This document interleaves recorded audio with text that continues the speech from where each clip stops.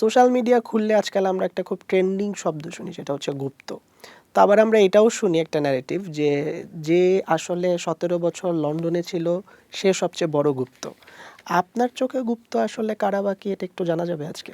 আচ্ছা, যিনি 17 বছর লন্ডনে ছিলেন তিনি কি 17 বছর লন্ডনে বসে বলেছেন যে আমি ছাত্রলীগ করি, আমি আওয়ামী লীগ করি? প্রিয়প্রিতার ছবির সামনে দাঁড়িয়ে প্রোফাইল পিকচার বানিয়েছেন? সো আমরা আসলে গুপ্ত কাকে বলছি? প্রকাশ্যে এলেন অমুক বিশ্ববিদ্যালয়ের শিবির নেতা, এই লেখাটা লিখে সার্চ দিলে অগণিত অসংখ্য নিউজ আসবে।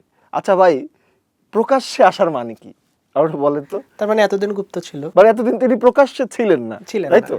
আপনি কি বলতে পারবেন যে বাংলাদেশের, আমি চ্যালেঞ্জ করে বলবো, আমি যে দলের প্রতিনিধিত্ব করি, আমি সেই দলেরই একজন সাংগঠনিক সদস্য ছিলাম, সদস্য না জয়েন্ট সেক্রেটারি ছিলাম একটা বিশ্ববিদ্যালয়ে, এই দলের কোনো একটা কমিটি যেটা পাবলিশ হয় নাই, ছাত্র দলের একটা কমিটি হয়েছে, সাথে সাথে প্রত্যেকটা থানায় থানায় তাদের নাম চলে গেছে যে কমিটিতে কারা পদ পেয়েছে, সব মিডিয়াতে প্রেস আকারে চলে গেছে, প্রমাণ আছে।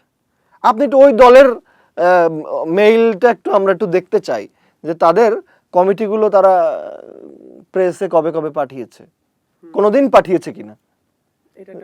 এবং তারা বলে যে আমাদের প্রতি বছর কমিটি হয়, সব জায়গায় কমিটি। তার মানে এই 18 বছরে তাদের সেন্ট্রাল কমিটি 18টা হয়েছে, ঢাকা বিশ্ববিদ্যালয়ের কমিটি 18টা হয়েছে, অন্যান্য সকল বিশ্ববিদ্যালয়ের কমিটি 18টা হয়েছে। তাহলে 18টা প্রেস রিলিজ তাদের সব মিডিয়ায় পাঠানো উচিত, বা পাঠিয়েছে তারা। 100%।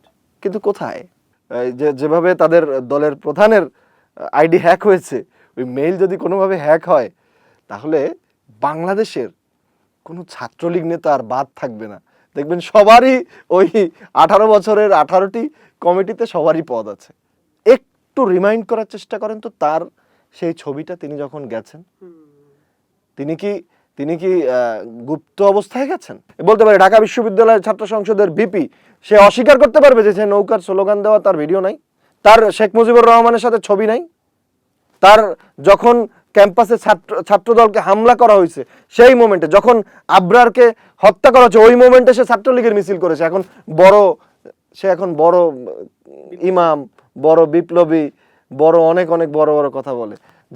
যারা বলেন তো গুপ্তদের তো বড় সর্দার, সেই তার ওই সময় ছাত্রলীগের মিছিল করেছে, আর আমার ওই সময় পত্রিকায় লেখা এসেছে। গুপ্ত জিনিসটাকে তারা একটা কারণেই এখন কাউন্টার দিচ্ছে, কারণ তাদের কমিটিগুলো প্রকাশ হলে ছাত্রলীগ আর কেউ বাকি থাকবে না।